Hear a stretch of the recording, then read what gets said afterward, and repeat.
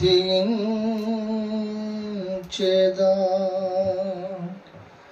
ప్రాణమున్నంత వరకు నే పాడేదా, జీవమున్నంత వరకు స్తుతించెదా. ప్రాణమున్నంత వరకు నే పాడేదా, జీవమున్నంత వరకు స్తుతించెదా.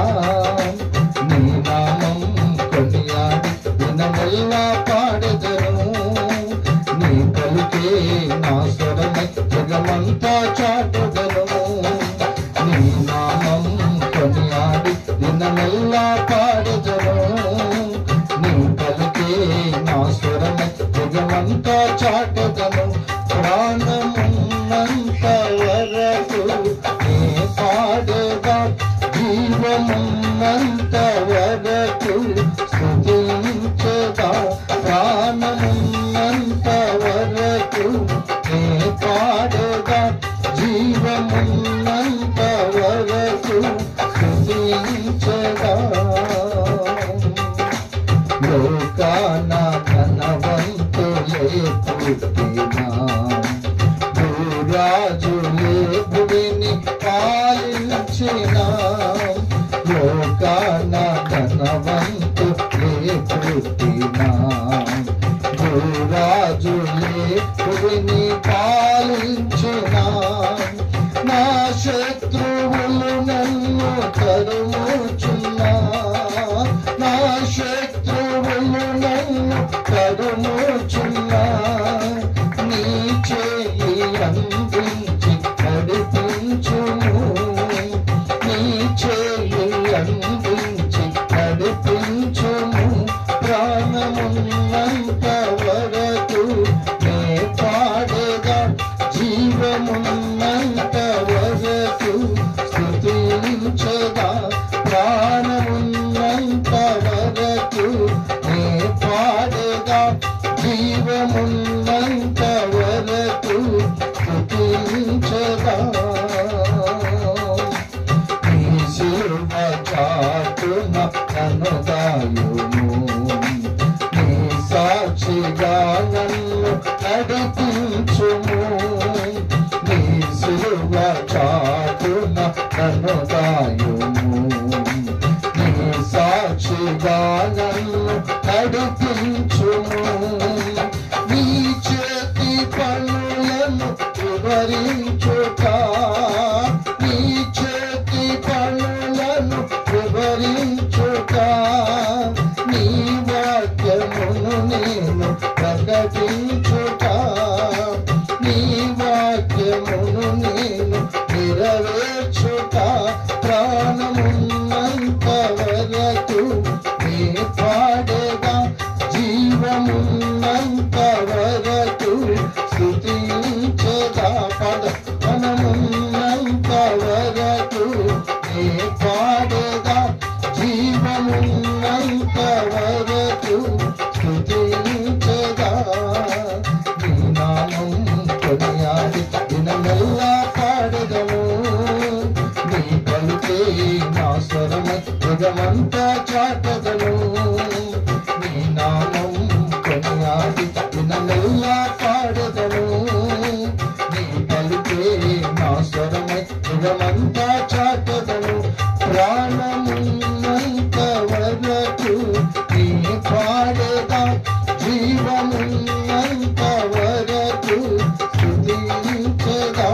ప్రాణమున్నంత వరకు నీ పాడేదా, జీవమున్నంత వరకు స్తుతించెదా. ప్రాణమున్నంత వరకు నీ పాడేదా, జీవమున్నంత వరకు స్తుతించెదా. లోకాన ధనవంతులే పుట్టినా, భూరాజులే భూమిని పాలించినా. పాడదాం. లోకాన ధనవంతులే పుట్టినా, భూరాజులే భూమిని పాలించినా. నా శత్రువులు నన్ను తరుముచు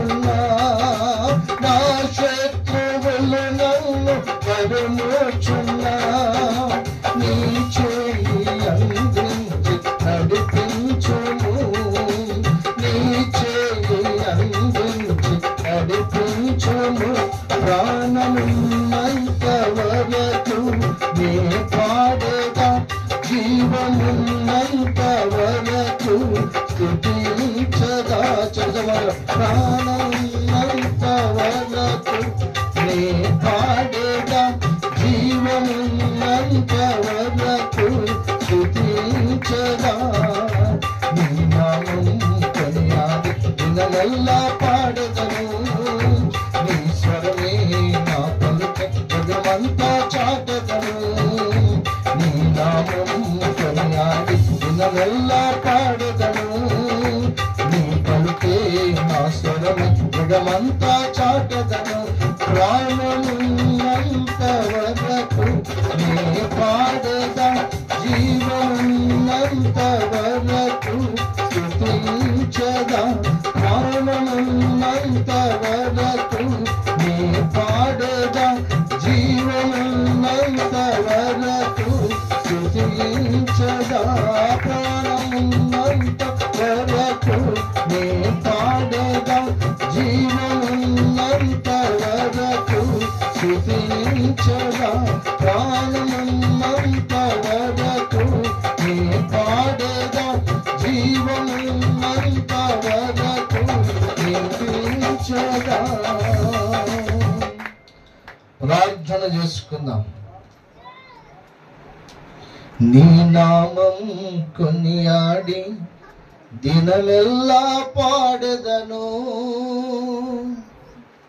నీ పలుకే నా స్వరమై జగమంతా చాటెదను. ప్రాణమున్నంత వరకు నే పాడేదా, జీవమున్నంత వరకు స్తుతించెదా. ప్రేమ నమ్మకము కలిగిన తండ్రి, పరిశుద్ధుడానికి స్తోత్రములు నాయనా.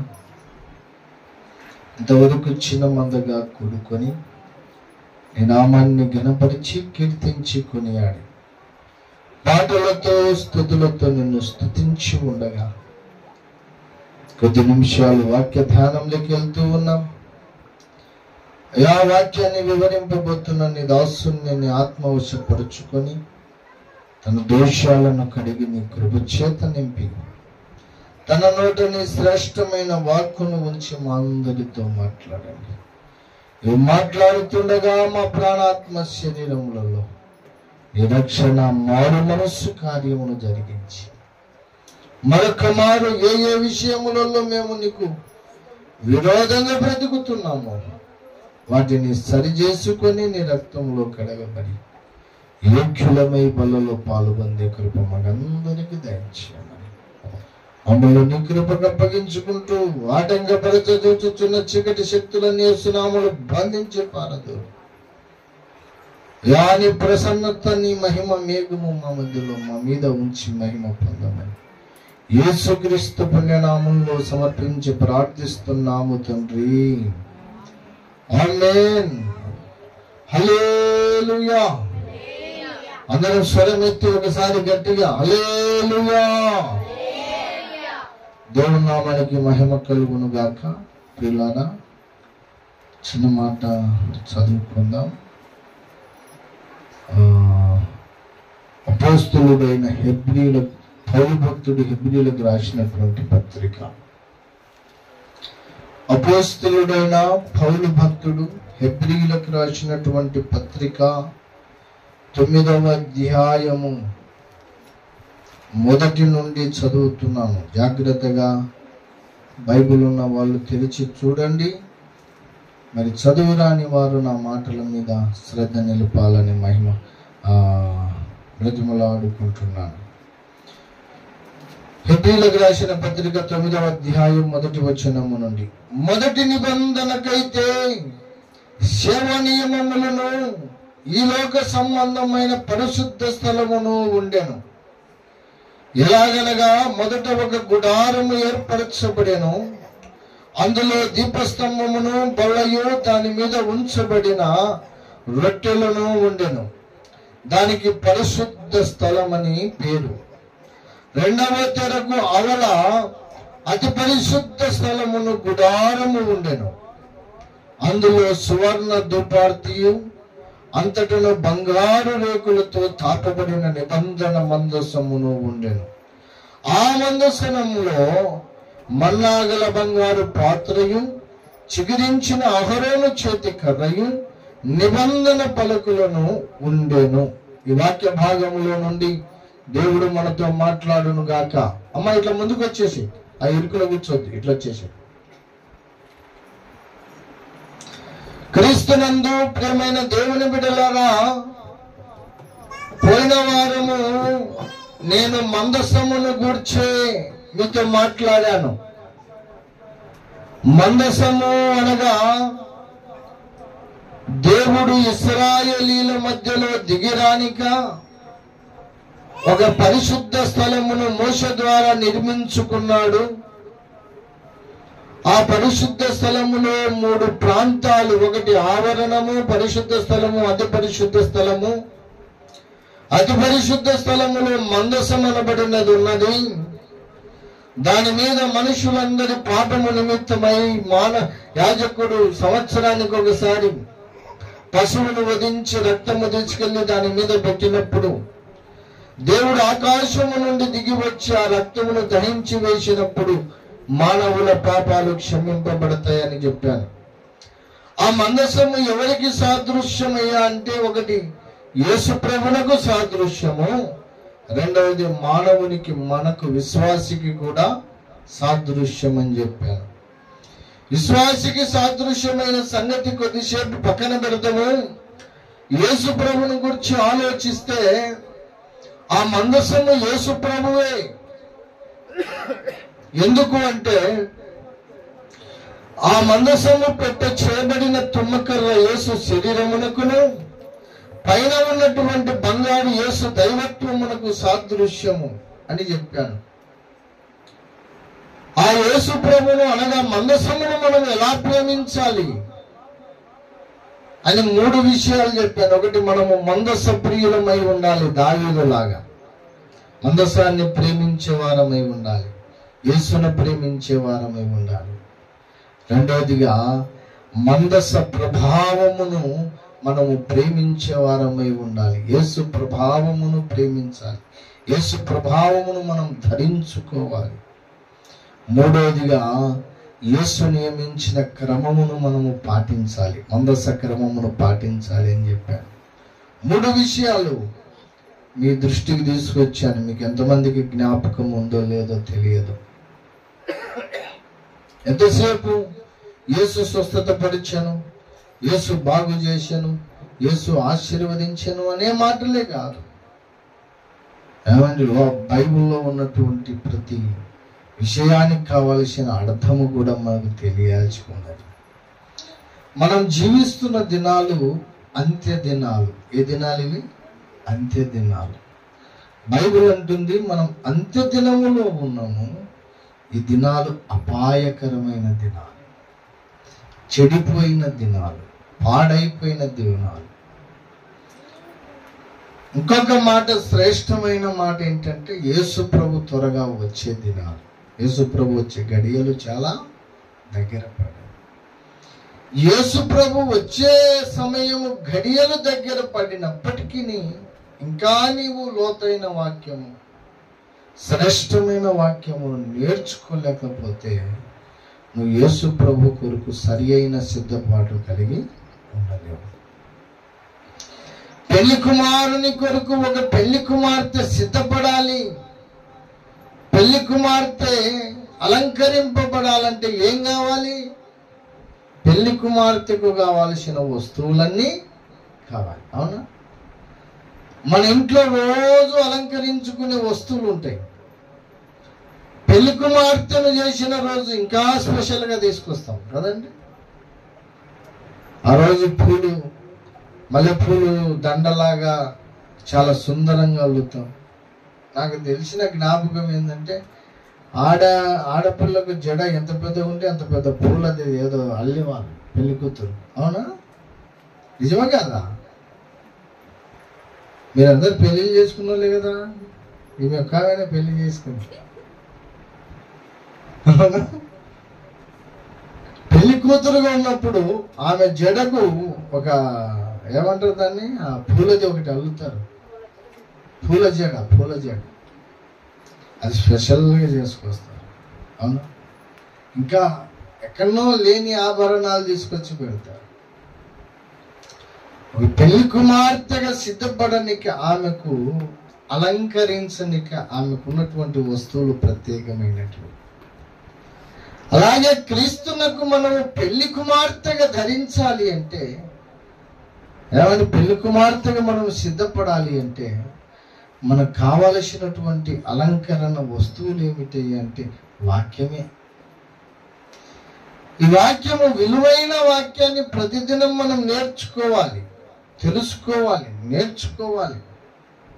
నేర్చుకోనికి ప్రయాసపడాలి. ఏమండి, మనకు భక్తి అంటే ఒక చదువు లాంటిది. మనమందరము దేవుని ఎదుట విద్యార్థులము, నువ్వు నేను అందరం. అవునా? ప్రతిదినం మనం నేర్చుకుంటూనే ఉండాలి. యేసు ప్రభువు వచ్చేంత వరకు కొన్ని విషయాలు నేర్చుకోవాలి. ఆ మాటలు మనసులో జాగ్రత్తగా భద్రపరచుకోవాలి. ఆ మాటల ప్రకారం మన భక్తి జీవితాన్ని, మన ఆత్మీయ జీవితాన్ని కట్టుకోవాలి. దాన్ని పెళ్లి కుమారుని కొరకు మనము సిద్ధపడే తోలమవుతాం. పెళ్లి కుమార్తెగా సిద్ధపడుట అన్నమాట. ఏమండి, మందసము అనగా యేసుక్రీస్తునకు సాదృశ్యము అని పోయిన వారం చెప్పాను. ఆ మందసము ద్వారా మానవునికి లేక విశ్వాసికి లేక యేసు రక్తములో కడగబడినటువంటి ఒక భక్తునికి కలిగే ఆశీర్వాదం ఏమిటి, మేలులు ఏమిటి అనే విషయాలు, ఒక 3 విషయాలు మీ దృష్టికి తీసుకొస్తాను. ఇక్కడ పౌలన్న హెబ్రీ పట్టణంలో ఉన్న సంఘానికి వ్రాస్తూ ప్రత్యక్ష గుడారము యొక్క నమూనాను చెబుతూ ఉన్నాడు. 2 స్థలాలు ఉన్నాయ్యా, ఒకటి పరిశుద్ధ స్థలం, ఇంకోటి అతి పరిశుద్ధ స్థలం. పరిశుద్ధ స్థలములో ఏ ఏ పాత్రలు ఉన్నాయో చెప్పాడు. దీపస్తంభము, ధూపము, సన్నిధి రొట్టెల బల్ల ఉన్నది. అతి పరిశుద్ధ స్థలములో మందసము ఉన్నది. ఆ మందసము మీద కరుణాపీఠం ఉన్నది. 5వ వచనంలో అన్నాడు కదా, దానిపై కరుణాపీఠమును కమ్ముకొనిచున్న మహిమ గల కెరూబులు ఉండే. ఏమండి, మందసము పైన ఇంకోటి ఏముంది? కరుణాపీఠం. ఈ మందసమును గురించి మనం మాట్లాడుకుంటున్నాం గనక, మందసము ద్వారా మనకు కలిగే ఇంకొక ఆశీర్వాదం ఏమిటో మీ దృష్టికి తీసుకొస్తాం. మనము మందస ప్రియులమై ఉండాలి. మనము మందస ప్రభావమును ధరించిన వారమై ఉండాలి. మనము మందస క్రమాన్ని పాటించే వారమై ఉండాలి. పోయిన వారం చెప్పిన సంగతి. ఈ వారము మందసము ద్వారా మనకు కలిగే ఆశీర్వాదం ఏమిటయ్యా అంటే, మొట్టమొదటిది మందసములో 3 వస్తువులు ఉన్నాయంట. మొట్టమొదటి ఏ వస్తువు? మన్నా గల బంగారు పాత్ర. ఏమండి, మన్నా ఎలాంటిది అంటే, మన్నా అంటే ఏమిటి? ఇశ్రాయేలీలు ఐగుప్తులో నుండి పాలు తేనెలు ప్రవహించు దేశానికి బయలుదేరి వెళ్తున్నప్పుడు దేవుడు వాళ్ళకు ఆహారముగా ఆకాశము నుండి కురిపించినటువంటి ఆహారము మన్నా. వాళ్ళ అన్నం వండుకోలేదు. వాళ్ళకు అడవిలో బియ్యం దొరకలేదు, బ్యాళ్ళు దొరకలేదు, ఏ వస్తువులు దొరకలేదు. 40 సంవత్సరాలు ప్రయాణం చేస్తున్నారు. 40 సంవత్సరాలు నడిచారు. అరణ్యంలో ఏమీ లేదు.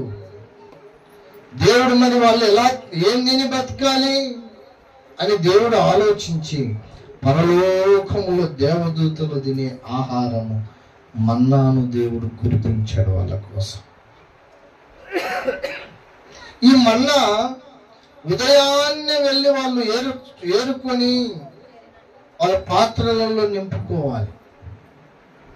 ఉదయాన్నే దేవుడు మంచును కురిపించినట్టు మన్నాను కురిపిస్తాడు.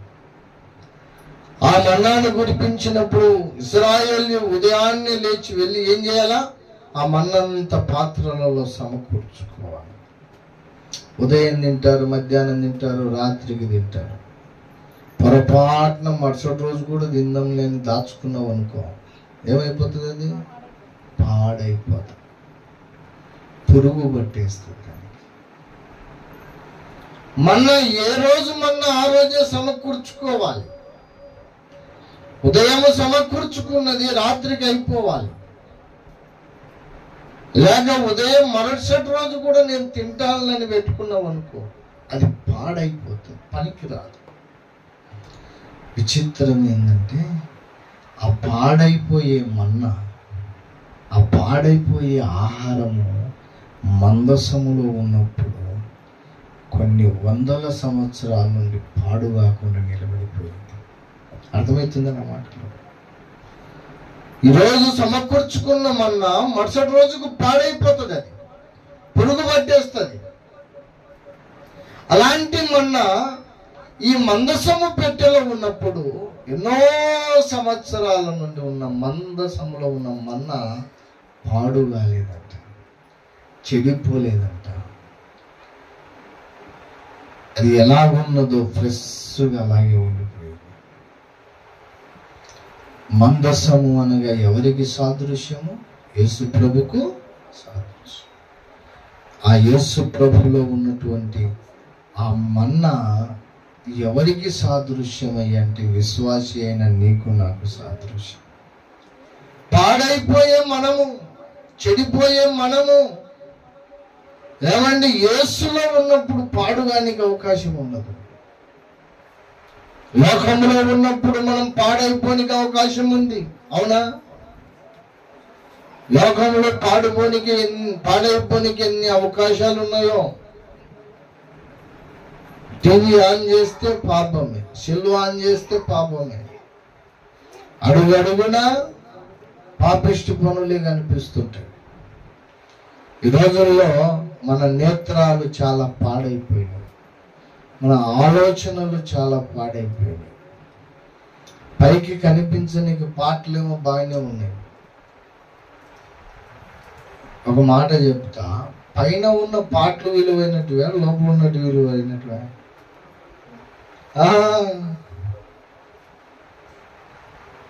పైన ఏదన్నా గాయమైనా దాన్ని మాన్పించుకునే మందులు ఉన్నాయి. ఏదో కొద్దిగా ధనంతో దాన్ని బాగు చేసుకుంటారు. లోపల ఉన్న వస్తువులు పాడైపోతే, గుండె పాడైపోయింది అనుకో, గుండె కనిపిస్తుంది మనకు. గుండె పాడైపోయింది అనుకో, ఎన్ని లక్షలు కావాలా? ఎన్ని లక్షలు ఉన్నా బాగయ్యే పరిస్థితి లేదు. లోపల ఉన్నటువంటి కిడ్నీలు పాడైపోయినాయి అనుకో, కిడ్నీలు కనిపిస్తాయా? లోపల ఉన్న ఊపిరితిత్తులు పాడైపోయినాయి అనుకో, ఊపిరితిత్తులు కనిపిస్తాయి. మనకు కనిపించని వస్తువులు ఉన్నాయి కొన్ని, అవి చాలా విలువైనవి. దాని కోసం మన ఆస్తులన్నీ అమ్ముకున్నా కానీ బాగుపడని వస్తువులు ఉన్నాయి కొన్ని, అవునా? నాకు తెలిసిన ఒక సార్ ఉన్నాడు, మా బామ్మర్దికి మన దగ్గర స్థలం ఇప్పించాడు. నా స్థలం అని కొనుక్కున్నాడు, అమ్ముతానని కొనుక్కున్నాడు. ఆయన స్థలం మా బామ్మర్ది కొనుక్కున్న తర్వాత వాళ్ళ అన్నదమ్ముల పేచుతో ఆ స్థలం కొంచెం కోర్టులో పడిపోయింది. మా బామ్మర్దికి స్థలం తీసుకెళ్ళి లేదు కోర్టులో. అయ్యా ఇట్లా మీ అన్నదమ్ముల కోట్లాటతో ఇట్లా స్థలం ఇట్లా అయిపోయింది, నా డబ్బులు నాకు వాపస్ ఇచ్చేయమని చెప్తే, మేము స్థలం తీసుకున్న నాటికి ఆయన దగ్గర కోట్ల ఆస్తి పడు. ఆ స్థలం ప్రాబ్లం అయ్యి మా డబ్బులు మాకు వాపస్ ఇచ్చేయమని అడగనికి పోయేలోపు ఏం లేదు, అంత బికారి. ఇంత పెద్ద ధనవంతుని కదా, ఏమైంది? తాగి తాగి తాగి తాగి లోపల ఉన్న అవయవాలన్నీ పాడైపోయాయి. ఆయన ఆస్తి అంతా అమ్మి ఆ అవయవాలన్నిటిని బాగు చేసినా బాగుపడలేదు. ఇంకా ఇక్కడ నుంచి ఒక పైపు బయట పెట్టినారు, ఇన్ని నుంచి తినలేడంట, ఆ పైపు నుండి పంపించాలంట. పైనున్నవి కంటే లోపల ఉన్నటివి చాలా విలువ. భక్తుడు అనేవాడు ఈ కాలంలో పైకి మాత్రం భక్తుడిగా ఉంటున్నాడు కానీ లోపల ఉన్న వాటిని పాడు చేసుకుంటున్నాడు. కనిపించని తలంపులను పాడు చేస్తున్నాడు, అవునా? పైకేమో మనిషి బాగానే కనిపిస్తున్నాడు, మరి బుద్ధి ఎట్లా ఉంటుందో మనకు తెలుస్తుందా? అర్థమవుతుందా బుద్ధి? పెళ్లి సంబంధం ఎవరికైనా చూస్తే వాళ్ళు అనే మాట ఏంటంటే, మంచోడేనా సార్, మంచోడో చెడోడో నేను లోపలికి పోయి చూసి వచ్చినా. పైకేమో పిల్లోడు బాగానే ఉన్నాడు, తెల్లగా ఉన్నాడు, పుల్లగా ఉన్నాడు, హైట్ ఉన్నాడు, బాగానే ఉన్నాడు, లోపల వాని మనసు ఎలాంటిదో ఏమండి? ఆ లోపల ఉన్నటువంటి అవయవాలను, మనస్సును పాడు చేసుకుంటున్నారు. లోకంలో మనస్సును పాడు చేసుకుంటున్న ప్రజలు ఎందులో ఉన్నారు? పాపాన్ని చూసి, చెడు వాటిని చూసి, ఏమండి, ఆలోచనలు, తలంపులు పాడైపోయాయి, మన చూపులు పాడైపోయాయి. లోకంలో ఉన్నప్పుడు మానవుడు పాడైపోనికి అవకాశం ఉంది, క్రీస్తులో ఉన్నప్పుడు మానవుడు పాడైపోనికి అవకాశం లేదు. ఇంకొక మాట చెప్తా, మన శరీరము చచ్చిపోయిన తర్వాత ఎన్ని రోజులు బాగుంటుంది? శరీరం ఎన్ని రోజులు బాగుంటుంది? 1 రోజు, 2 రోజులు, 3 రోజులు కొంచెం స్మెల్ స్టార్ట్ అవుతుంది. భూమిలో పాతి పెట్టినప్పుడు ఎన్ని రోజులు ఉంటుంది? అది కొన్నాళ్ళు ఉంటుంది. మహా అంటే 1 వారము, 10 రోజులు తిరుగు పట్టిపోతుంది. 1 నెల, 2 నెలలు, 3 నెలలు, 1 సంవత్సరానికి పోయి చూస్తే అక్కడ మన శరీరమే ఉండదు, అంత ఎముకలు ఏర్పడింది. మానవుడు పాడైపోయిన శరీరమును ధరించాడు. రేపు క్రీస్తులో ఉన్నవాడు మహిమ శరీరాన్ని ధరిస్తాడు. పాడైపోయిన శరీరమును కలిగిన మనము, మరణము కలిగిన శరీరము మనము, రేపు జీవము కలిగిన శరీరం అంటే పాడైపోని శరీరము, క్షయమైనది అక్షేతము ధరించుకుంటాం. మహిమ కలిగిన శరీరం ఎన్నటికీ దానికి మరణం ఉండదు, ఎన్నటికీ అది పాడైపోదు, ఏ జబ్బు కలగదు దానికి, ఎటువంటి బాధలు ఉండదు దానికి. ఎవడన్నా కత్తి తీసుకొని మనం అంటే పడనోడు వచ్చి పొడిచినాడు అనుకో, ఆ కత్తి అట్లా అవతలికి పోయి ఇవతలికి వస్తుంది, కానీ వానికి ఏం కాదు. మహిమ శరీరం అన్నమాట. ఈ నుంచి ఢిల్లీకి పోవాలనుకుంటే 3 సెకండ్లో మాయమై వెళ్ళిపోతాడు. మట్టి శరీరము పోయి మనకేమొచ్చేస్తుంది? మహిమ శరీరము క్రీస్తులో ఉన్నవానికి కలుగుతుంది. దాని కొరకే బాగుపడు. ఈ మట్టి శరీరానికి రోగం పోవాలని, ఈ మట్టి శరీరానికి మంచి బట్టలు రావాలని, ఈ మట్టి శరీరము మంచి ఏసీలో ఉండాలని, లేచిపోయిన బిల్డింగ్లలో బతకాలని మన ఆరాటం. యేసుప్రభు అంటాడు, ఒరే ఆ మట్టి శరీరం తీసేసి మహిమ శరీరం ఇస్తున్నాడు రా, దాని కొరకు బ్రతుకులనైనా నువ్వు అంటున్నాడు యేసుప్రభు. మట్టి శరీరం కొరకు కాదు బాబు, మహిమ శరీరం కొరకు బ్రతుకు. యేసుప్రభు వచ్చినప్పుడు మృతులైన వారు మొదట లేతురు, ఆ మీదట సజీవులమైన మనము మార్పు చెందుతాము. అవునా? మహిమ శరీరాన్ని ధరించుకుంటాం. ఆ మహిమ శరీరము కొరకు మనం యేసులో జీవించాలి, యేసు కొరకు జీవించాలి. ఆ మహిమ శరీరానికి కాలకృత్యాలు. ఈ శరీరం మీద వేసిన బట్ట సాయంత్రానికి మాసిపోతాడు, దాని మీద ఉన్న బట్ట ఎన్నటికీ మాయదు. ఈ శరీరంలో మనం పొద్దుందంటే మధ్యాహ్నానికి మళ్ళా తినురా తినురా అంటది, అది మళ్ళీ రాత్రికి తినురా అంటది. నేను ఒక పాస్టర్ వేరే ఊరికి పోయినాం, వాక్యం చెప్పనికి పోయినాం. మాకేం తెలుసు, ఆడ హోల్ నైట్ ప్రేయర్. అది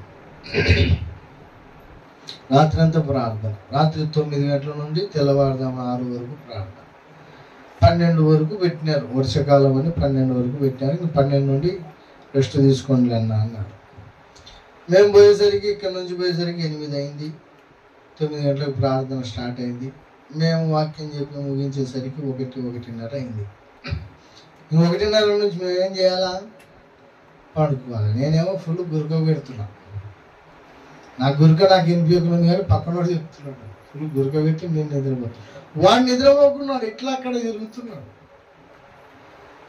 3:30 4 గంటలకు మేలుకొచ్చింది. నాకు ప్రార్థన చేసుకునే సమయం కదా, మేలుకొచ్చింది.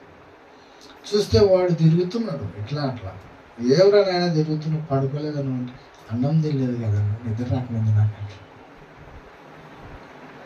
వానికి ఆకలితో నిద్ర రావట్లేదట. ఒక్క పూట అన్నం లేకపోతే శరీరం విలవిలలాడిపోతుంది. ఆ మహిమ శరీరానికి ఇంకా ఆకలి అనేది ఉండదు. ఇంకా సియోనులో స్థిరమైన పునాది నీవు. ఆ పాటలు ఉంటుంది, ఆకలి లేని దప్పిక లేని కడగండ్లే లేని ఆ మహిమ శరీరం. మనకు ఆకలి ఉండదు, దప్పిక ఉండదు. ఆ మహిమ శరీరమును మనము ధరించుకోవాలి అంటే క్రీస్తులో ఉన్నప్పుడే సాధ్యము.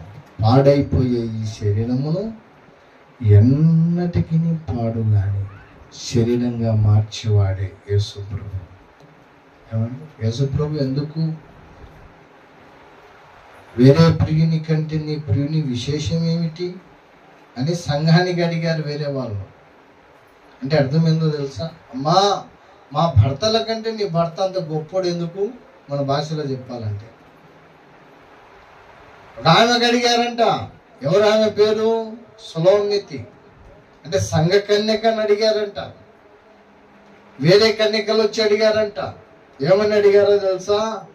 అమ్మా, మేము ప్రేమించుచున్న పురుషుల కంటే నీవు ప్రేమించిన పురుషుడు ఎందుకు ప్రత్యేకమైన వాడు? ఏముంది ఆయనలో గొప్పతనము? అంత గొప్పోడా? అప్పుడు అన్నదంటాను, అయ్యా, మీరు ప్రేమించిన పురుషుని కంటే నా ప్రియుడు శ్రేష్టమైన వాడు, ప్రత్యేకమైన వాడు, 10,000 మందిలో కోరదగిన వాడు. ఎందుకో తెలుసా? ఇదిగో ఈ మట్టి శరీరమును తీసి మహిమ శరీరంగా మార్చేవాడు. పాడైపోయే మనము ఆయనలో ఉన్నప్పుడు పాడుగానికి అవకాశం లేదు. పాడైపోయిన ఈ శరీరాన్ని పాడుగాని శరీరంగా మార్చేవాడు యేసు ప్రభు. మందసము అనగా యేసు ప్రభు. యేసులో నువ్వు ఉంటే ఏమండి, పాడైపోయే నీవు పాడుగానికి అవకాశం ఉండదు. పాడైపోయే నీ శరీరము మార్చివేసి పన్నడు పాడుగాని మహిమ శరీరంగా నిన్ను మార్చబోతున్నాడు. మన్నాగల పాత్ర. రెండోది ఏమండి, అహరోను చిగురించిన చేతి కర్ర. ఏమండి, అహరోను చేతి కర్ర ఎండి కర్ర, అది ఎండిపోయినది. మనం చేతికి ఏ కర్ర పెట్టుకుంటాం? నడిచేటప్పుడు ముసలిళ్ళకి చేతి కర్ర ఇస్తారు కదా, అది ఏ కర్ర పెడతాం? ఎండిపోయిన కర్ర. అది ఎండిపోయి చెక్కబడి చేతికి వచ్చేసరికి ఒక సుందరంగా తయారైపోతుంది. ఆ కాలంలో అట్లా సుందరంగా ఏం లేదులే, కానీ యాడో కొమ్మలు నరుకునే వాళ్ళు దాన్ని ఎండబెట్టుకొని చేతులు పట్టుకొని పోయేవారు. ఎండిపోయిన కర్ర మందసములో ఉన్నప్పుడు ఏమైందంటే అది చిగురు పెట్టిందంటే, కాయలు కూడా కాసిందంట దానికి. ఎండిపోయినది కాయలు కాయనికి అవకాశం ఉంటుందా? ఎండిపోయినది చిగురించడానికి అవకాశం ఉంటుందా? మీరు ఎప్పుడైనా ఎక్కడైనా చూశారో లేదో, అక్కడక్కడ మంచి చెట్లు ఉంటాయి కానీ పక్కన ఒక కొమ్మ ఎండిపోయి ఉంటుంది కదా. ఆ చెట్టు కొమ్మకి ఏదో దెబ్బ తగిలి అక్కడ నరికివేయబడి అది వేలాడుతూ ఉంటుంది. ఈ చెట్టు అంతా పచ్చగా ఉంటుంది కానీ అదే చెట్టు కానుకొని ఉన్న ఒక కొమ్మ మాత్రం ఎండిపోయింటుంది. పచ్చగా ఉన్న చెట్టుకు కూడా కొమ్మలు ఎండిపోతున్నాయి. కానీ ఎండిపోయిన ఒక కర్ర మందసములో చిగురించింది, మందసములో ఫలించింది, ఫలించి కాయలు కాసింది. మందసము అనగా క్రీస్తు. క్రీస్తులో మనం ఉన్నప్పుడు మొదటిది పాడైపోయే మనం పాడువానికి అవకాశం లేకుండా పరిశుద్ధంగా బ్రతకనికి అవకాశం. పాడైపోయే ఈ శరీరము పాడుగాని శరీరముగా మనం మార్చబోతున్నాం. ఆ మహిమ అట్టి భాగ్యము యేసు ప్రభువు ఇస్తున్నాడు. మొదటి విషయం. రెండవదిగా ఏమండి, ఎండిపోయింది నా బ్రతుకని అనుకుంటాం చాలాసార్లు. పాడైపోయింది నా బ్రతుకు అనుకుంటాం. అలాంటి టైంలో యేసు ప్రభు మనల్ని చిగురించేవాడు, చిగురు పెట్టేవాడు. అందుకే ఆయనకు ఒక పేరు జకర్యా గ్రంథంలో, చిగురు అను నా సేవకుని పంపిస్తాను అన్నాడు. మోడుబారిన జీవితాలను చిగురింపచేయగలవు నీవు. మోడుబారిన జీవితాలను చిగురింపచేయగలవు నీవు. మారానుభవం మధురముగా మార్చగలవు నీవు. మారానుభవం మధురముగా మార్చగలవు నీవు. మహోన్నతుడా నీ కృపలో నేను నివసించుట నా జీవిత ధన్యతయున్నది. మహోన్నతుడా నీ కృపలో నేను నివసించుట. మహోన్నతుడా నీ కృపలో నేను నివసించుట. మహోన్నతుడా నీ కృపలో నేను నివసించుట నా జీవిత ధన్యతయున్నది. క్రీస్తులను ఉంటే మూడు బారిన జీవితంలో కూడా ఆయన చిగురింప చేయగలడు. కొన్నిసార్లు కొన్ని దేవుని కార్యాలను నమ్మాలంటే నమ్మబుద్ధి కాదు. కొన్నిసార్లు మనమే ఎన్నో మార్లు మన జీవితం అయిపోయింది, మన జీవితాన్ని చూసి చాలా మంది నవ్వుకున్న వాళ్ళు ఉన్నారు. ఒకానొక దినాన నేను చాలా సంవత్సరాలు సేవ చేసిన తర్వాత కొన్నాళ్ళు బాగుండి కొన్నాళ్లకు మళ్ళా నేను పూర్వపు స్థితికి వెళ్ళిపోయినా. కనీసం ఇంట్లో బియ్యం లేని పరిస్థితి.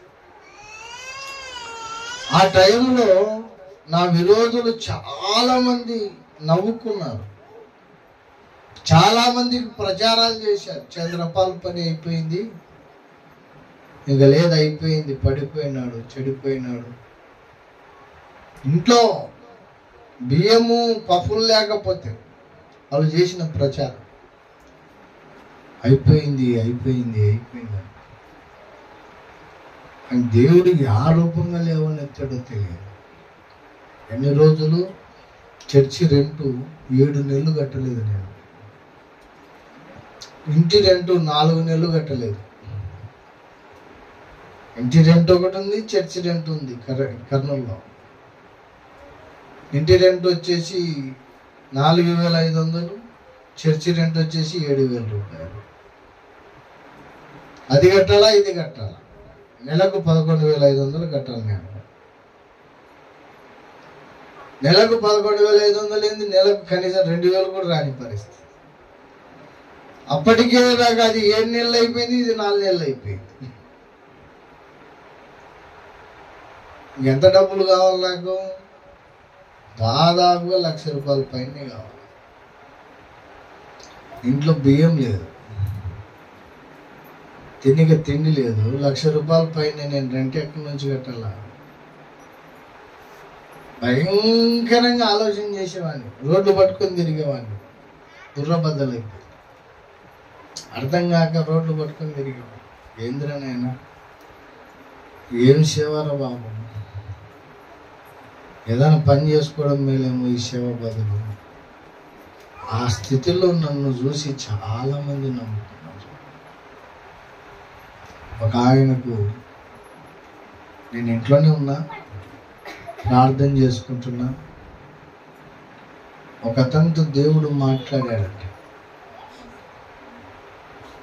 దేవుడు మాట్లాడితే ఆయన వెళ్ళి ఎవరైనా సేవకులకు నేను ఎంతో కొంత హెల్ప్ చేయాలి అనుకుంటున్నాడట. ఒక ఆంటీ దగ్గరికి వెళ్ళి చెప్పాడు, ఆంటీ ఎవరన్నా మంచి సేవకులు దైవజనులు ఉంటే చెప్పు, మనం ఎంతో కొంత హెల్ప్ చేద్దాం వాళ్ళ సేవకు అన్నాడు. నాయన ఒక సేవకుడు ఉన్నాడు, ఆయన కోసం ఆయనకు ఏమైనా హెల్ప్ చేస్తే బాగా అవుతుంది అని ఆంటీ నాకు ప్రార్థనలో ఉన్నా నాకు అప్పటికే 5-6 సార్లు ఫోన్ చేసింది. ఎందుకు ఎన్నిసార్లు ఫోన్ చేస్తుంది, ఏముందో ఏమో అని ఫోన్ ఎత్తితే, చంద్రపాలెం అర్జెంటుగా మా ఇంటికి రాన్నాడు. ఇంటికి పోయినా ఆయన కూర్చొని ఉన్నాడు. ఆయనకి నేను ఆ రోజే ఫస్ట్ కనిపించాడు, ఆయన నాకు ఆ రోజే చూడాడు. బ్రదర్ నీ అక్కర్లు ఏమైనా ఉన్నాయా అన్నాడు. నా అక్కర్లు ఏం లేవు, చర్చికి రెంట్ 7,000 కట్టాలి, 7 నెలల రెంట్ కట్టాలా, ఇంటి రెంట్ సరే దేవుడు చూసుకుంటాడు. చర్చికి అయితే వాడు ఇల్లు ఖాళీ చేయించినా ఆయన ఒక చోట ఉండొచ్చులే, కానీ చర్చి ఖాళీ చేపిస్తే ఆదివారం ఆరాధన అయిపోతుంది. ఆయన ట్యాలీ చేసుకొని చక్కగా నాతో పాటు వచ్చాడు. బ్రదర్ నేను కూడా వద్దున్నా నీ ఎంబడి అన్నాడు. రండి బ్రదర్ పోదాం రండి. చక్కగా నా బండి మీద ఎక్కించుకుని వచ్చినా. ఆ చర్చి రెంట్ ఓనర్ దగ్గరికి పోయినాం. పోతే బ్రదర్ ఎన్ని నెలలది ఇవ్వాలా బ్రదర్ మీకు? 7 నెలలది ఇవ్వాలా, ఇంకొక 3 నెలలు, ఇంకొక 5 నెలలు, సంవత్సరం, ఈ సంవత్సరం అంతా బ్రదర్కు నువ్వు అడగొద్దని సంవత్సరం రెంట్ ఎత్తి కట్టేసినాడు. 1,65,000 ఎంతలో కట్టాడు. నేను షాక్, ఒక నిమిషం నోరు తెరుచుకొని చూస్తున్నా మంచికెళ్ళి. నేనేదో 10,000 20,000 చేస్తాడేమో అనుకున్నా. సంవత్సరం రెంట్ కట్టేశాడు. సాలే బ్రదర్, చాలా ఇప్పటికీ చాలా ఎక్కువ చేసాను, చాలా ధన్యవాదాలు.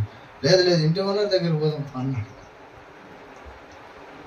ఇంటి ఓనర్ దగ్గర పోతే ఆడ సంవత్సరం రెంట్ కట్టేసాడు.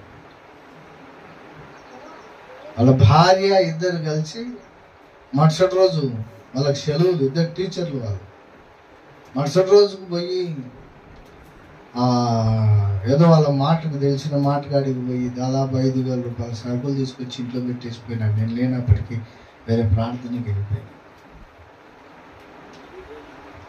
నేనంటే పడనోడు ఉన్నాడు చూసావా, వాడు ప్రచారం చేస్తున్నాడు అందరికి. అయిపోయింది చంద్రపాల్ది, 7 నెలలు అయిపోయి గట్టక రెంటు. ఇంక వాళ్ళ ఓనర్తో మాట్లాడినా నేను, ఈ నెల ఖాళీ చేపిస్తాడంట, సామాన్లన్నీ బయట వాడేస్తాడంట అని వాడు ప్రచారం చేస్తున్నాడు. మరుసటి నెలకు కూడా నేను హాయిగా ఆరాధన నడిపించుకుంటున్నాను. వాడు షాక్ అవుతున్నాడు, ఏందిరా వీడు రెంట్ కట్టకపోయినా వీడు ఎట్లా ఆరాధన చేసుకుంటున్నాడు. కొన్నిసార్లు మన బ్రతుకులు మోడు మారిపోయినాయి అనుకుంటాం. కొన్నిసార్లు మనం ఇంక అయిపోయింది. కొన్నిసార్లు దేవుడు వీడు ఎంతవరకు నిలబడగలుగుతాడు, ఎంతవరకు నమ్మకంగా ఉండగలుగుతాడు అని దేవుడు అప్పుడప్పుడు మనకు పరీక్ష పెడుతుంటాడు.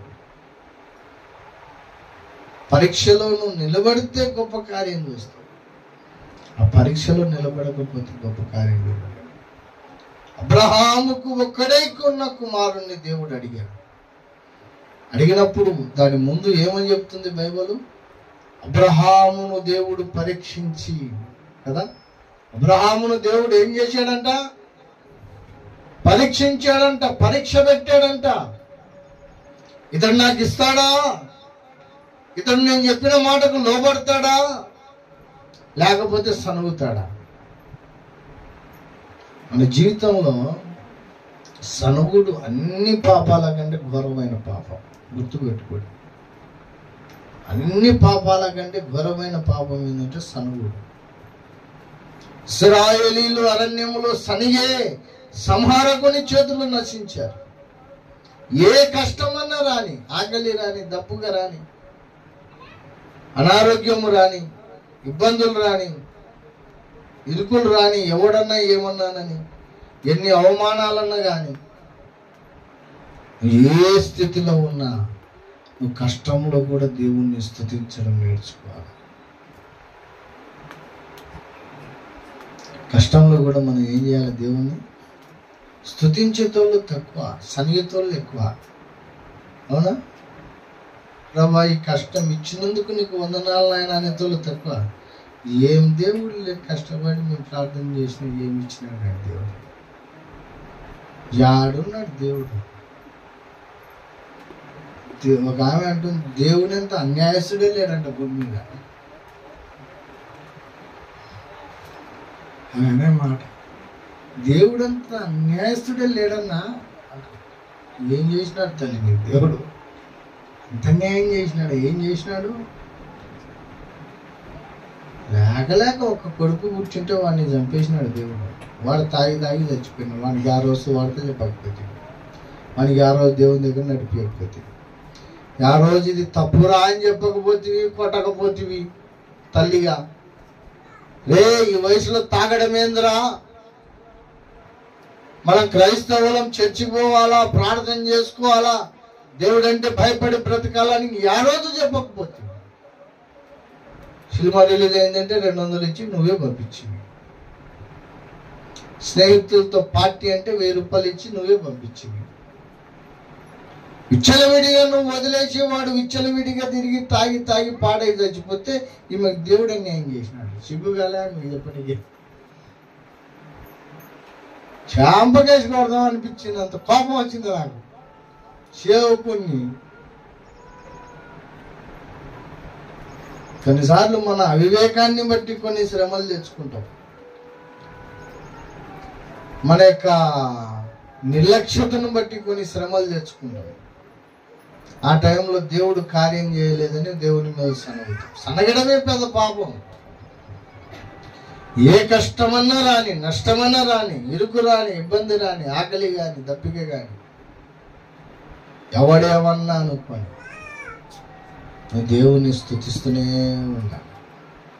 మా బంధువులందరూ అంటుంటారు, ఇప్పుడు ఏమి ఇచ్చినాడా నీ దేవుడు, ఇట్లాంటి కొడుకుని ఇచ్చినాడు నీకు, ఇంకా యేసుప్రభు అని పట్టుకున్నావు అంటుంటారు. మా అత్త నింది ఒకసారి ఆ మాట. మా అత్త కొడుకు అన్నం పెట్టాడు, రోజు కొట్టడమే. మా అమ్మ చచ్చిపోయినప్పటి నుంచి మా అత్త కొడుకు కోడలు ఇద్దరు ఇంట్లోకి రానియారు. వర్షం అన్నా ఏమన్నా బయటనే కొనుక్కోవాలి. గుడిసె ఉంటుంది, చిన్న గుడిసె, మేకల గుడిసె. ఆ గుడిసెలో కొనుక్కోవాలి. పాసిపోయిన అన్నం సాయంత్రం అన్నం పెడుతుంటుంది కోడలు తినాల. కొడుకు సరిగ్గా పట్టించుకోడు. ఆమె అనేది నాకు, విరా ఏం యేసుప్రభు అని తిరుగుతున్నావురా, నీకు ఇట్లాంటి కొడుకుని ఇచ్చినాడు నీ యేసుప్రభు, మంచి కొడుకున్నా నీ లేదు అంటే, నేనన్నా అత్త నీకు మంచి కొడుకు ఇచ్చింటి నువ్వు ఏడ సుఖపడుతున్నావు తల్లి, నీకు అన్ని విధాలుగా మంచి కొడుకుని ఇచ్చాడు కదా, వాడు అన్నం పెడుతున్నాడా, వాడు సుఖంగా చూసుకుంటున్నాడా? మేకలు, కుక్కలు, ఆ బర్రెలు ఉన్నటువంటి కొట్టంలో వారేసినాడు. రాత్రి పాసిపోయిన అన్నం పెడుతున్నాడు.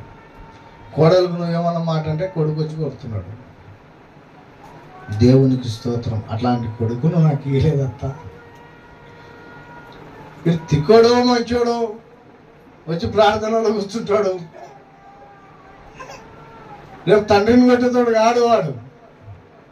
మనకు లోక జ్ఞానం ఏం తెలియదు. జీవితాంతం నేను ఏం చెప్తాను అది చేస్తాడు వాడు.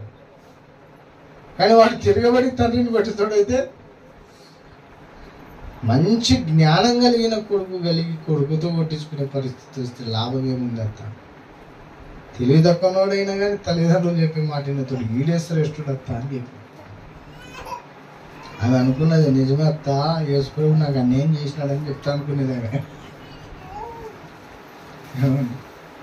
ఏ పరిస్థితి వచ్చినా, ఏ స్థితిగతులు వచ్చినా దేవుణ్ణి సనగకూడదు. సనిగినవంటే నువ్వు అసలు భక్తురాలివే కాదు. బైబిల్లో ఉన్న ప్రతి భక్తుడు కూడా దేవుడు పెట్టిన పరీక్షలో నిలబడినారు, రెండింతల ఆశీర్వాదాలు పొందారు కదండి. యోబు సమస్తమును కోల్పోయాడు, ఒక మాట చేతనైనను దేవుణ్ణి దూషించలేదు. తిరిగి రెండింతల ఆశీర్వాదం పొందాడు. అబ్రహాము పరీక్షింపబడ్డాడు, దేవుని శిరస్సు వంచాడు, కానీ దేవుణ్ణి ఎదిరించి ఏమండి దేవుణ్ణి సనగలేదు. అబ్రహాము పరీక్షకు నిలువన్న వాడై అన్ని విషయాల్లో ఆశీర్వదింపబడ్డాడు. ప్రతి భక్తుడు కూడా వాళ్ళు ఇంత గొప్ప భక్తులయ్యారు, మనందరికీ వాళ్ళు ఆదర్శప్రియులయ్యారు. కారణం ఏంటంటే దేవుడు పెట్టిన పరీక్షలు వాళ్ళు సనగక స్తుతిస్తూ నడిచారు. ఇశ్రాయేలీయులు చాలా మంది అరణ్యంలో సనిగారు, తిండి లేకపోతే సనిగారు, నీళ్లు లేకపోతే సనిగారు. ఏమండి అన్ని విషయాల్లో వాళ్ళ దేవదూతలు తినే మన్నా పంపిస్తున్నాడు దేవుడు. వాళ్ళ బట్టలు మాయకునుంది, చినుగకునుంది. 40 సంవత్సరాలు ఒకే జత మీద ఉంటాం మనం. అవి మాయకునున్నాయి, చినుగకునున్నాయి. వాళ్ళ కాళ్ళ చెప్పులు వాళ్ళు జగకునున్నాయి.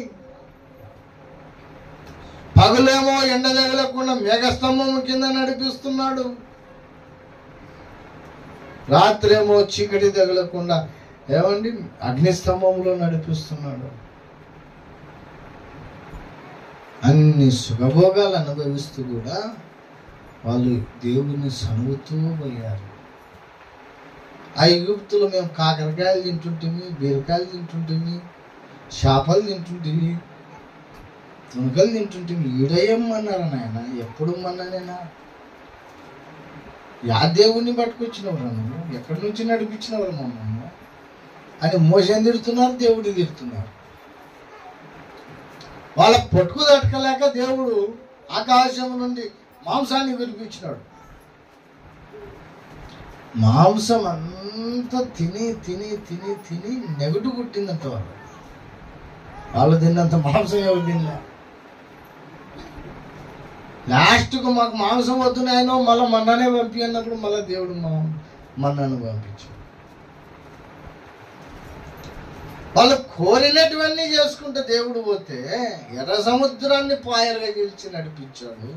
నీళ్లు లేని స్థలంలో బండల నుండి నీళ్లు కురిపించాడు. ఆకాశం నుండి ఆహారాన్ని పంపించాడు. ఇన్ని అద్భుతాలు ఆశ్చర్యకార్యాలు చూస్తూ అలా దేవుణ్ణి సనుగుతున్నారు వాళ్ళు. కొరింథీయులకు రాసిన పత్రికలో ఉంటుంది, ఏమని చెప్పాడు మనసు? అరణ్యములో వారు సనిగి సంహారకుని చేతిలో నశించారు. చాలా మందిని దేవుడు పాలు తేనెలు ప్రవహించే దేశానికి పంపించకుండానే మధ్యలోనే చంపేశాడు. ఎందుకు తెలుసా? వాళ్ళు సనగడం. నేను అంటున్నా, ఇది మోడుపారిన జీవితం అయినప్పటికీ, ఎండిపోయిన కర్రవైనప్పటికీ, ఇక నా పని అయిపోయిందేమో, ఇక నాకు సహాయం ఎక్కడ రాదేమో అనుకున్నప్పటికీ, నువ్వు నమ్మిన దేవుని పట్ల నువ్వు కృతజ్ఞత కలిగి ఉంటే తిరిగి చిగురింపజేయనికి ఆయన సామర్థ్యుడు, తిరిగి నిన్ను ఫలింపజేయనికి ఆయన సామర్థ్యుడు. ఎందరో మోడుబారిన జీవితాలను ఆయన బాగు చేశాడు. ఏమండి అహరోను చిగురించిన చేతి కర్ర చిగురించింది మన్నా ఈ మందసంలో ఉన్నప్పుడు. క్రీస్తు అనే మందసంలో నువ్వు ఉంటే శ్రమ వచ్చినప్పుడు బయటికి వెళ్ళిపోకూడదు, ఎండిపోయినప్పుడు బయటికి వెళ్ళిపోకూడదు, బాగున్నప్పుడు దేవుడు, బాగలేనప్పుడు దయ్యం అనకూడదు. ఏమంటే క్రైస్తవులే ఎంత దుర్మార్గులు అంటే, మనోళ్ళే ఎంత దుర్మార్గులు అంటే, నేను తప్ప నీకు ఒక వేరే దేవుడు ఉండకూడదని దేవుడు ఖచ్చితంగా చెప్తే, ఈయనకి కొంచెం కష్టం వచ్చిందంటే సోద చెప్పి తన దగ్గర పోతాడు. ఇది ఏం పని చేయాలి నాయన? మన ఒక ఆమె చెప్తుంది, సార్ నా రేఖలు చూడు సార్, స్వామి నా రేఖలు చూడు స్వామి, నాకు ధనం వచ్చే అవకాశం ఉందా? నీకు ధనం వచ్చే అవకాశం వాడికి తెలిసింటే వాడే బాగుపడతాడు కదే తల్లి. వాడి రేఖలే వాడికి తెలియదు, నీ రేఖలే వాడికి తెలుస్తుంది? తెలుస్తుందా? వాని రేఖ వానికి తెలియక, వాని జీవితం వానికి తెలియక, వాని కడుపు నింపుకొనికే నన్ను మాయ మాటలు చెప్పి నాకు నీ దగ్గర డబ్బులు తీసుకొని వచ్చినాడు. వాడు నీకు డబ్బులు ఏడ దొరుకుతుందో చెప్పేతోడు వానికి ఏడ దొరుకుతుందో లేదా? మన యూట్యూబ్లో అది వాట్సాప్లో ఒక మెసేజ్ వచ్చింది నాకు, ఒక వీడియో. ఒక స్వామి పోయినాడు ఒక ఆమె ఇంటికాడికి పోయి వాళ్ళ భర్తకి చెప్తున్నాడు, అయ్యా మీ ఇంట్లో బంగారు గని ఉంది, బంగారు నిధి మీ ఇంట్లో ఉంది, అది తీస్తే నువ్వు కోటీశ్వరుడివి అన్నాడు. వాయబ్బా వాడు మురిసిపోయి, రా స్వామి మా ఇంటికి అని స్వామిని తీసుకుపోయి ఇంట్లో భార్యకి చెప్పినాడు, ఏమే మన ఇంట్లో బంగారు నిధి ఉందంట, స్వామి చెప్పినాడు, స్వామికి మనం ఒక 15,000 ఇస్తే ఆ నిధి తీస్తాడంట. వాడు అన్నాడు, నాకు 15,000 ఇచ్చి నువ్వు 15 కోట్లు కొట్టుకో అన్నాడు. బా ఇంకా స్వామి ఆ బంగారు తీస్తే మేము కోటీశ్వరులం అయిపోతాం అనుకున్నాడు వాడు. సర్లే స్వామి, వచ్చినావు, ఒక మంచి రోజు చూసి నేను బంగారు బయటికి తీస్తానమ్మా అన్నాడట. సరే స్వామి, ఎటో మధ్యాహ్నం అయింది, అన్నం తినేసి పోదురా స్వామి. చక్కగా కూర్చోబెట్టింది, అన్నం పెట్టింది. అన్నం పెట్టి పప్పుచారు ఒక గిన్నెలో పప్పుచారు వేసి అన్నం పెట్టి, ఆ స్వామి అంటున్నాడు, అమ్మా పప్పుచారు మీద కొంచెం చట్నీ ఉంటే బాగుండేదమ్మా. ఆల్రెడీ చట్నీ పెట్టినాడు స్వామి అని. యాడుందమ్మా? లేదు కదా చట్నీ. చూడు స్వామి పెట్టిన బాగా, నువ్వు బంగారు నిధిని ఎలా చూసావో అలా చూడు స్వామి, చట్నీ కూడా కనిపిస్తుంది. ఎంత చూసినా చట్నీ కనిపించనుందమ్మా. అన్నం ఇట్లా గెలుపు స్వామి, చట్నీ దొరుకుతుంది. అన్నం కింద చట్నీ పెట్టి చట్నీ పెట్టినావమ్మా అంటున్నాడు. ఆమె పైనుంచి గిన్నెతో నెత్తిని కొట్టిందని, అన్నం కింద ఉన్న చట్నీ కనుకలేను వాడివి.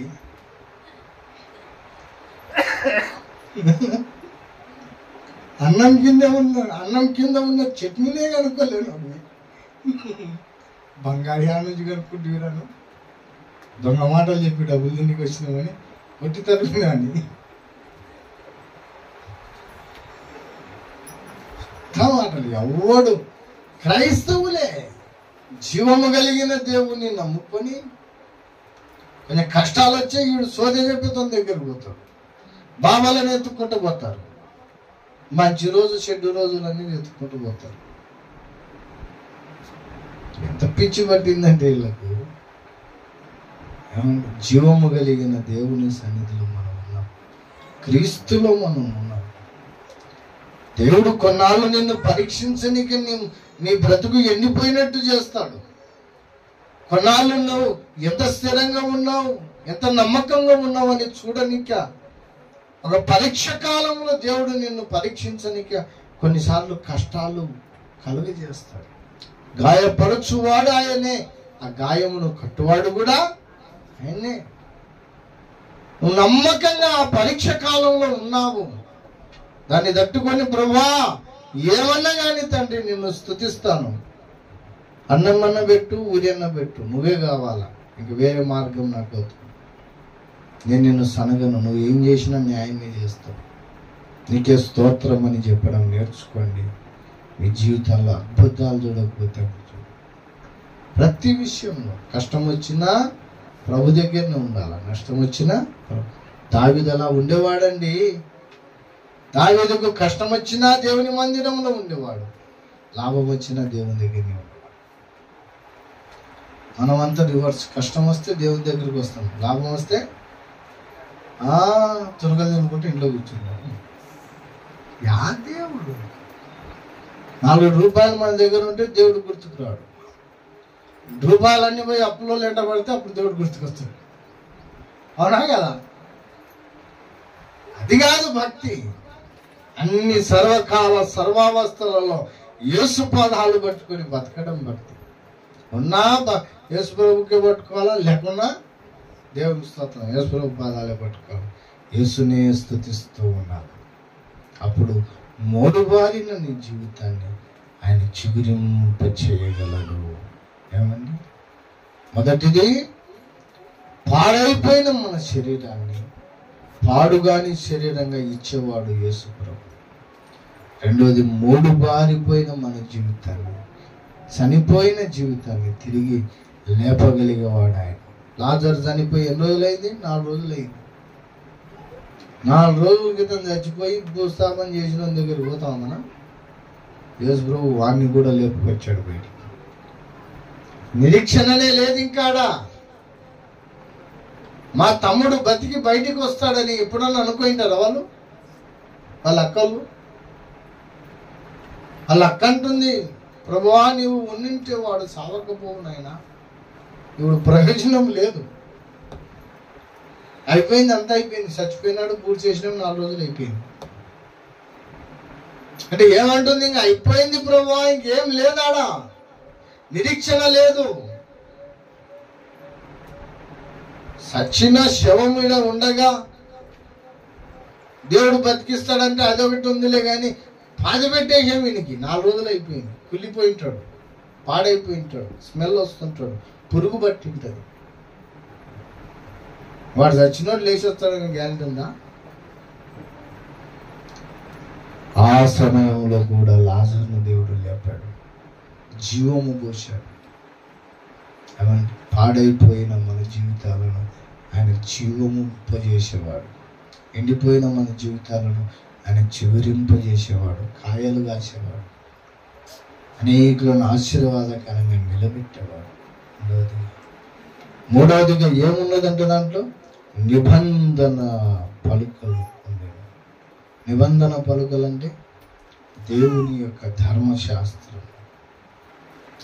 ఏమండి, మనకు వాగ్దానములు దేవుడు ఎన్నో చేశాడు.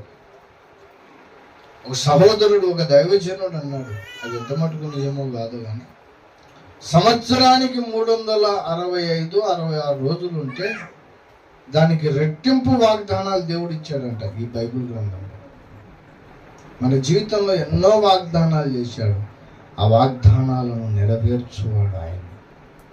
ఇంకొక మాట చెప్పి ముగించేస్తా, జాగ్రత్తగా వినాలి. జనవరి 1 రోజు చాలామంది వాగ్దానాలు చేస్తారు. మీరందరూ వాగ్దానాలు చేస్తారు, కానీ నేను వాగ్దానమే దిగను. ఎప్పుడు నాకు ఊహ ఉన్నప్పటి నుంచి వాగ్దానం దిగను. నీకోసం వాగ్దానాలు తెచ్చి పెడతాయినా నేను తీసుకోను, ఎప్పుడు తీసుకోలేను నేను వాగ్దానం. ఎందుకు వాగ్దానం తీసుకోలేదంటే, మనకు ఆ వాగ్దానము మంచిదని కాదు నేను చెప్పేది, ఆ వాగ్దానం అవసరం లేదని కాదు చెప్పేది. ఆ ఒక్క వచనమే కాదు మనకు వాగ్దానం, బైబుల్ అంతా మనకు వాగ్దానమే. కొందరికి అది ఒక మూఢనమ్మకం అయిపోయింది. ఏమైందంటే, పొద్దున్నే లేస్తారు, వాడి వాగ్దానం చదువుకుంటాడు, ఆ సంవత్సరం అంతా పోతాడు వాడు. ఎంతసేపు ఆ వాగ్దానం ఒకటే చదువుతుంటాడు. నేనంటే నువ్వు వాగ్దానం కాదని నేను చదవాల్సింది బైబుల్. బైబులే మనకు వాగ్దానం. బైబిల్లో ఎన్నో వాగ్దానాలు ఉన్నాయి. ఆ ఒక్క వాగ్దానాన్నే కాదు నువ్వు స్వతంత్రించుకోవాల్సింది. బైబిల్లో ఎన్నో వాగ్దానాలు ఉన్నాయి, ఆ వాగ్దానాలన్నిటిని మనం స్వతంత్రించుకోవాలి. ఆ వాగ్దానాలన్నీ మన జీవితంలో నెరవేరులాగున అనుదినము దేవుని దగ్గర ప్రార్థన చేయాలి. ఆ వాగ్దానాలన్నీ మన జీవితంలో నెరవేరులాగున మనం ఆత్మ సంబంధమైన జీవితం కలిగి జీవించాలి. కొన్నిసార్లు దేవుడు ఇచ్చిన వాగ్దానాలు మన జీవితంలో నెరవేర్చనిక కొంత తడవు చేయొచ్చు, కానీ ఖచ్చితంగా నెరవేరేది మాత్రం ఖాయం. అబ్రహాము కన్నాడు, అబ్రహామా నేను చూపించు దేశానికి వెళ్ళు, నీకు సంతానం ఇస్తా. మళ్ళా మామూలు సంతానమా? ఆకాశంలో నక్షత్రాలను చూపించి అంతమందిని ఇస్తా నీకు అన్నాడు. అబ్రహాం అనుకున్నాడు, వాయిపడి నేను లెక్కలే పెట్టలేనంత పిల్లలు పుడతారేమో నాకు. ఎవడన్నా కొత్తడు వచ్చి ఎవడు రానబట్టి నేను కూడా నీ కొడుకు కూడా తండ్రి అంటే నేనే గుర్తుపట్టలేనంత పిల్లలను ఇచ్చాడేమో దేవుడు అనుకున్నాడు. తీరపోతే 25 సంవత్సరాలు ఎదురు చేసిన ఒక్క కొడుకు లేడు. అబ్రహాముకు దేవుడు పంపించిన నాడు 75 సంవత్సరాలు. అబ్రహాం 100 సంవత్సరాల వరకు ఎదురు చూశాడు. 25 సంవత్సరాలు ఎదురు చూశాడు. 25 సంవత్సరాలు ఎదురు చూస్తే అప్పుడు దేవుడు చెప్పిన వాగ్దానం నెరవేరింది. ఆ వాగ్దానం కూడా సంపూర్ణంగా నెరవేరిందా? ఒక్కడే కొడుకు. మరి ఆకాశ నక్షత్రములంతా పిల్లలని ఇస్తానన్నాడుగా. నెరవేరింది అబ్రహాముకు? నెరవేరింది. ఎప్పుడు నెరవేరిందంటే ఈ కాలంలో నెరవేరింది. జక్కయ్య తన మారు మనస్సు పొంది యేసు ప్రభు తన ఇంటికి వెళ్ళినప్పుడు మారు మనసు పొందినప్పుడు యేసు ప్రభు ఏమన్నాడు? ఇతడును అబ్రహాము, నువ్వు నేనందరం అబ్రహాము కుమారులమే. అబ్రహాము విశ్వాసమునకు తండ్రి, విశ్వాస గృహమునకు అధిపతి. ఆ విశ్వాస గృహమునకు చేరిన మనమందరం కూడా విశ్వాసులము. మనకు తండ్రి ఎవడు? మూల పురుషుడెవడు? నువ్వు నేను అబ్రహాం పిల్లలమే. ఎందరో లాజర్ అబ్రహాం పిల్లలే. కొడుకు పరదేశకు ఆనుకోబడి చేర్చబడి తండ్రి అయిన అబ్రహాము రొమ్మున ఆనుకొని ఉండేను. ధనవంతుడు ఏమని పిలుస్తున్నాడు? తండ్రి అయిన అబ్రహామా. ధనవంతునికి కూడా అబ్రహాం తండ్రి. పాతాళంలో ఉన్న ధనవంతునికి కూడా. క్రైస్తవుడు అనబడిన ప్రతి ఒక్కరికి అబ్రహాము తండ్రి. అతడు విశ్వాసమునకు తండ్రి, విశ్వాస గృహమునకు అధిపతి. ఆ గృహానికి చేరిన మనము అందరము అబ్రహాము పిల్లలమే, విశ్వాసమునకు పుట్టిన వారమే. ఏమండి, ఇప్పుడు క్రైస్తవులు ఎంతమంది లెక్క పెడతాడు అబ్రహాము ప్రపంచంలో? ఇప్పుడు ఉన్న వాళ్ళు ఎంతమంది? అబ్రహాము కాలం నాటి నుండి ఇంతవరకు చచ్చిపోయిన వాళ్ళు ఎంతమంది? రేపు పుట్టబోయే వాళ్ళు ఎంతమంది? లెక్క పెడతాడు అబ్రహాము. అబ్రహాము భక్తునికి దేవుడు కిందికి పంపించి పరలోకంలో ఎంతమంది ఉన్నారో, భూమి మీద ఎంతమంది ఉన్నారో లెక్క పెట్టు అంటే లెక్క పెడతాడా? లెక్క పెట్టలేనంత మనుషులను దేవుడు తనకు కుమారులు కుమార్తెలు ఇచ్చాడు. అదే వాగ్దానం చేశాడు దేవుడు. 25 సంవత్సరాలు ఎదురు చూస్తే ఒక కొడుకునిచ్చాడు. ఆ వాగ్దానం నెరవేరారా అని మన కంటికి కనిపిస్తుంది. కానీ ఆత్మ సంబంధమైన దాని కిందికి పోతే అబ్రహాముకు లెక్కలే పెట్టలేనంత పిల్లలమైపోయాం మనం అందరం కలిసి. దేవుడు కొన్నిసార్లు వాగ్దానాలు ఇచ్చాడు. ఆ వాగ్దానాలు మన జీవితంలో నెరవేరిపోయినాయి కొన్ని. కానీ దాన్ని గుర్తుపెట్టి నేత్రాలు ఇంక మనకు రాలేదు. ఆత్మ సంబంధమైన విషయాలు, ఎన్నో విషయాలు ఆయన వాగ్దానం చేశాడు. ఆ వాగ్దానాలన్నీ మన జీవితంలో నెరవేరిపోయినాయి. నమ్మి బాప్తిస్మము పొందువాడు రక్షణ పొందును. మనం నమ్మి బాప్తిస్మం పొందాం, ఈరోజు రక్షణ పొందినాము. అది దేవుడు చేసిన కార్యమే. దేవుడు చేసిన వాగ్దానం మన జీవితంలో నెరవేరింది. నేను వెళ్ళి నా తండ్రి ఇంత అనేక నివాసములు గలవు, నేను వెళ్ళి మీ కొరకు స్థలం సిద్ధపరచుచున్నాను, నేనుండే స్థలంలో మీకు తీసుకెళ్తానన్నాడు. దాని కొరకు మనం నిరీక్షిస్తూ ఉన్నాం. మనం పరలోకానికి రిజర్వేషన్ చేయబడిన వాళ్ళం, పరలోక వారసులం. మన ఒక ఆయన అంటున్నాడు, పాస్టర్ పరలోకం ఆడుంది సార్. వేరే నువ్వు ఆడ ఎట్లయితేరా పాస్టర్ అంటున్నాడు, పరలోకం ఆడుంది. మనకి బైబిల్తో కొట్టి దయ్యం వినిపిద్దాం అనుకున్నా నేను.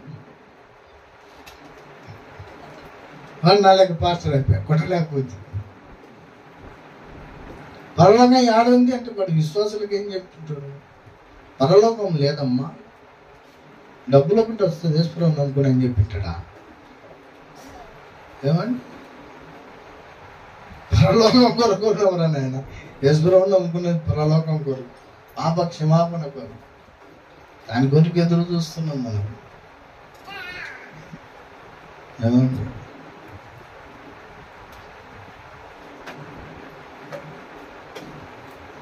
గువ్వలు గూళ్ళకు ఎగయున్నట్టు శుద్ధులు తమ గృహము చేరుచుండగా,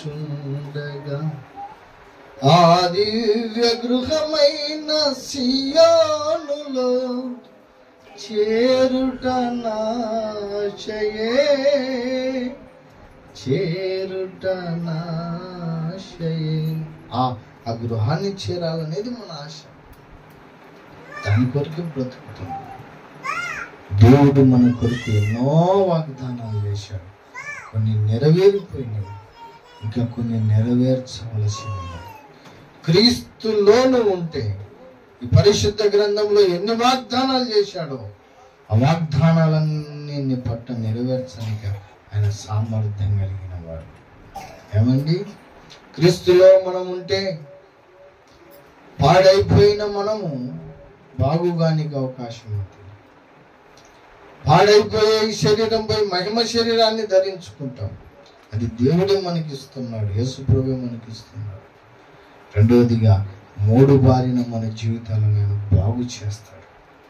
మూడవదిగా బైబిల్లో ఇచ్చిన ప్రతి వాగ్దానం మన జీవితంలో నెరవేర్చి శ్రేష్టమైన రాజ్యంలో మనల్ని ఉంచబోతున్నాడు. మందసములో నువ్వు ఉంటే, ఏమని క్రీస్తులో నువ్వు ఉంటే ఈ ఆశీర్వాదము క్రీస్తు నీకు అనుగ్రహించబోతున్నాడు. పోయిన వారం చెప్పాను, మందసాన్ని ప్రేమించాలి, మందస ప్రభావమును పొందుకోవాలి, మందస క్రమమును పాటించాలి. ఈ వారం అంటున్నాను, మందసము ద్వారా క్షయమైనది అక్షయతను ధరించుకునే శరీరం నీకు రాబోతుంది. ఆ మందసము ద్వారా నీ మూడుబారిన జీవితము చిగురింపబోతుంది. ఆ మందసము ద్వారా నీ జీవితంలో ఎన్నో వాగ్దానాలను నెరవేర్చి శ్రేష్టమైన రాజ్యంలో దేవుడు నిన్ను ఉంచబోతున్నాడు. దేవుడు అట్టి కృప మనకందరికీ దయచేయనుగాక. ప్రార్థన చేసుకుందాం. అందరము ముఖరించి కళ్ళు మూసుకొని ప్రార్థన చేసుకుందాం. హల్లెలూయా, హల్లెలూయా, హల్లెలూయా, హల్లెలూయా. స్తోత్రం, స్తోత్రం, స్తోత్రం, స్తోత్రం, స్తోత్రం, స్తోత్రం. పరిశుద్ధుడానికి వందనాలు. జీవము కలిగిన దేవానికి స్తోత్రములు. ఆకాశ మహాకాశములు పట్టజాలని సర్వోన్నతుడమైన తండ్రికి స్తోత్రములు. హల్లెలూయా, హల్లెలూయా. ప్రియ సహోదరి సహోదరుడా, దేవుడు నీతో సూటిగా మాట్లాడాడు. దేవుడు నీతో సూటిగా మాట్లాడాడు. ఎలాగున్నావో ఒకసారి జ్ఞాపకం చేసుకో. మందసములో నువ్వు ఉండాలి అనగా క్రీస్తులో నువ్వు ఉన్నప్పుడు నశించని శరీరాన్ని దేవుడు ఇవ్వబోతున్నాడు. పాడైపోనికి అవకాశం ఉండదు. రెండవదిగా మూడుబారిన మన జీవితాలను చిగురింప చేసేవాడు. మూడవదిగా అనేక వాగ్దానాలు ఇచ్చాడు. ఆ వాగ్దానాలు నెరవేర్చి పరలోక రాజ్యంలో మనల్ని ఉంచబోతున్నాడు. అయితే నువ్వు క్రీస్తులో ఉన్నవా? క్రీస్తులోనూ ఉన్నవా? క్రీస్తు బయట ఉంటే నువ్వు పాడైపోయే అవకాశం ఉందండి. మన లోకంలో ఉన్నంత వరకు పాడైపోతుంది. మరుసటి రోజుకు నువ్వు క్రీస్తులో ఉంటే ఎన్నటికీ నీ పాడు కాదా మన్నా. అలాగా నువ్వు క్రీస్తులో ఉన్నప్పుడు పాడవడానికి అవకాశం లేదు. క్రీస్తులో ఉన్నప్పుడు పాడైపోయే ఈ శరీరమును తీసేసి రేపు అక్షయమైన శరీరమును దేవుడు ఇవ్వబోతున్నాడు.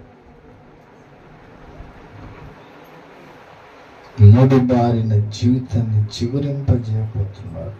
ఎలాగున్నావు? క్రీస్తులో ఉన్నావా? క్రీస్తు బయట ఉన్నావా? నేను కూడా క్రైస్తవురాల్ని అనుకుంటూ లోకంలో జీవిస్తున్నావా? ఒకసారి జ్ఞాపకం చేసుకో. క్రీస్తులో నుండి నువ్వు వెడలిపోతే, నామకార్థ క్రైస్తవులు వాళ్ళు బ్రతుకుతే నువ్వు మన్నలాగా పాడైపోతావు. ఎండిపోయిన నీ జీవితం ఎన్నటికీ చిగురించదు. దేవుడు వచ్చిన వాగ్దానాలు నీ జీవితంలో ఎన్నటికీ నెరవేర్చబడదు. క్రీస్తుల్లో ఉన్నప్పుడు పాడైపోయే నువ్వు ఎన్నటికీ పాడుగావు. మహిమ శరీరాన్ని ధరిస్తావు. మూడుగారిన జీవితాన్ని చిగురింప చేయగలడు ఆయన చేసిన ప్రతి వాగ్దానం నీ జీవితంలో నెరవేరుతుంది. లాభనవో ఒకసారి నిన్ను పరీక్షించుకో. ప్రభువా, నేను కొంత లోకంలో కొంత నీలో బ్రతుకుతున్నాను. నాయన, నా భక్తి నన్ను పాడు చేసేది, చిగురించలేని స్థితిలో నేనున్నాను ప్రభువా. నన్ను క్షమించి నీలో చిగురించే కృప దయచేయండి, నీలో ఫలించే కృప దయచేయండి. పాడు కాకుండా నీలో పరిశుద్ధతను కాపాడుకునే కృప నాకు దయచేయండి. నువ్వు ఇచ్చిన ప్రతి వాగ్దానము నీలో నిలిచి నెరవేర్చుకునే కృప నాకు దయచే ప్రభు. ఆయన పాదాలు పట్టుకుని కడగబడదు. హల్లెలూయా, హల్లెలూయా. స్తోత్రం, స్తోత్రం, స్తోత్రం. పరిశుద్ధుడా నీకు వందనాలు.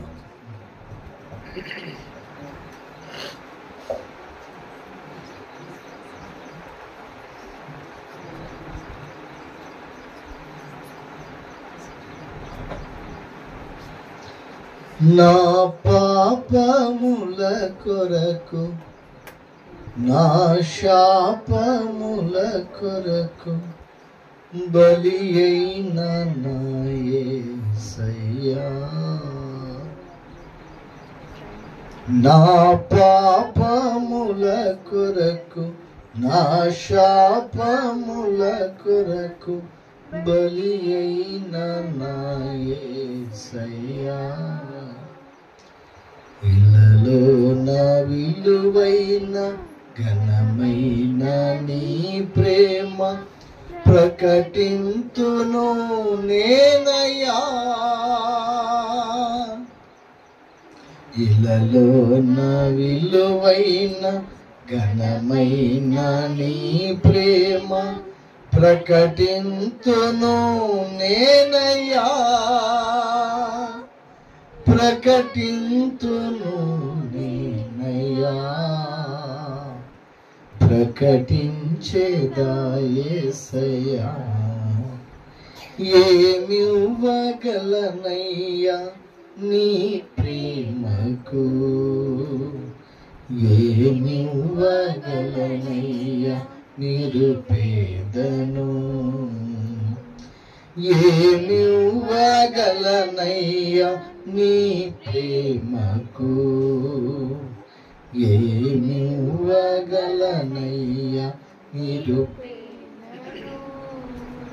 నా కొరకు చేసిన త్యాగానికి, నా కొరకు చిందిన రక్తానికి, నా కొరకు చేసిన త్యాగానికి, నా కొరకు చిందిన రక్తానికి ఏమివ్వగలనయ్యా నీ ప్రేమకు, ఏమివ్వగలనయ్యా నిరుపేదను. అవును ప్రభు, మా కొరకు చేసిన త్యాగముకై, మా కొరకు చెందిన రక్తముకై మేము ఏమిచ్చినా నీ రుణము తీర్చుకోలేమయ్యా. మా పాపముల కొరకు, మా శాపముల కొరకు బలి అయిన వాడము.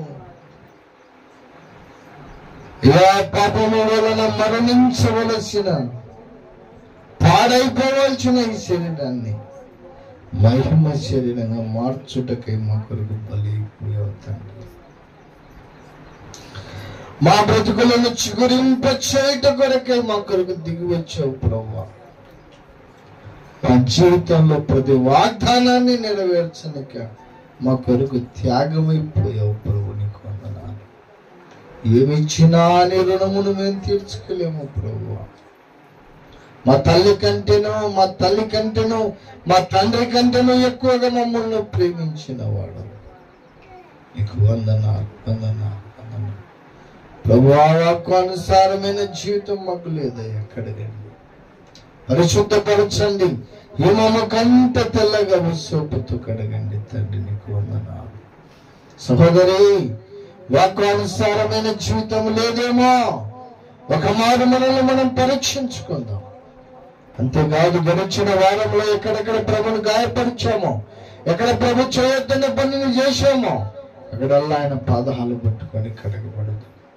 హల్లెలూయా, హల్లెలూయా, హల్లెలూయా. ప్రియ సహోదరి, సహోదరుడా, దైవజనునిగా దేవుడు నాతో కూడా ఎన్నో విషయాలు మాట్లాడాడు. నన్ను నేను పరీక్షించుకున్నట్టుకు కొద్ది నిమిషాలు మౌననవుతూ ఉన్నాను.